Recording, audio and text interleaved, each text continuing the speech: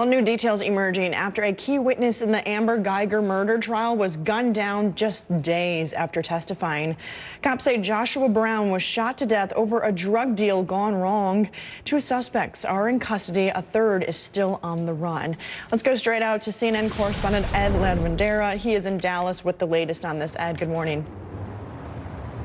Good morning. Well, 3 people accused of the murder of Joshua Brown, and as you mentioned, he was one of those witnesses in the Amber Guyger trial.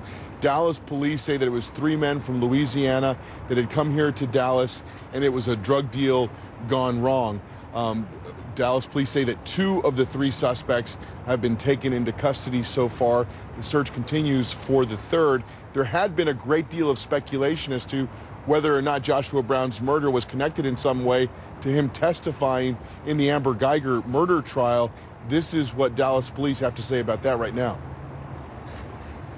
According to suspect Jacarius Mitchell, all 3 suspects came from Alexandria, Louisiana, to purchase drugs from Joshua Brown. There's been speculation and rumors that have been shared by community leaders claiming that Mr. Brown's death was related to the Amber Guyger trial, and somehow the Dallas Police Department was responsible. I assure you that is simply not true. So that is that investigation continues there in that search, and all of this comes as we finally got a chance to sit down with Judge Tammy Kemp. She was the judge that has garnered so much attention in the days after the Amber Guyger trial because of the emotional and breathtaking way that the trial ended there. And she came under a great deal of criticism also for being the judge that had hugged Amber Guyger before she was led away in handcuffs. This is our conversation with her. This is just one day's worth of mail. Hundreds of letters and emails sit on Judge Tammy Kemp's desk. Even a few Bibles have come in the mail since the end of the Amber Guyger murder trial. Judge Kemp sat down with CNN for an extensive interview about the breathtaking moments that unfolded in her courtroom. I love you just like anyone else. Judge Kemp says Botham Jean's little brother was the last person she expected to speak directly to Amber Guyger. His family said the young man had been quiet and they were worried about him, but he was actually preparing for this moment. I forgive you. In my mind, I had decided, well, he's probably too broken up to do this. I was very surprised that this young person was so poised, so composed, and expressed a level of forgiveness and maturity that I don't think anybody expected from him at the time. Can I give her a hug, please? Please? I think that's part of what got me, got a lot of people. It was that second please, like he was desperately begging you to give him this moment, like he needed this moment. Did you feel that? I really think I was on the verge of saying, that's not allowed. I couldn't look at him, I couldn't say no. And so I said yes. And knowing that that's something that's not allowed, typically not allowed. Yeah. Amber Guyger rushed into Brant Jean's arms, and the intense hug lasted for nearly a minute. I thought Mr. Jean needed that. And when Miss Guyger ran to him, I understood that she needed it too. Judge Kemp spent a long while talking to Botham Jean's family, offering prayers over hugs and tears. Amber Guyger was still in the courtroom.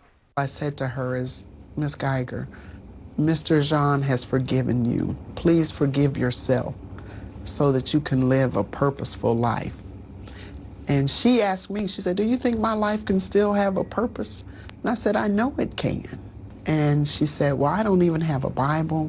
I don't have a Bible. I don't know where to begin.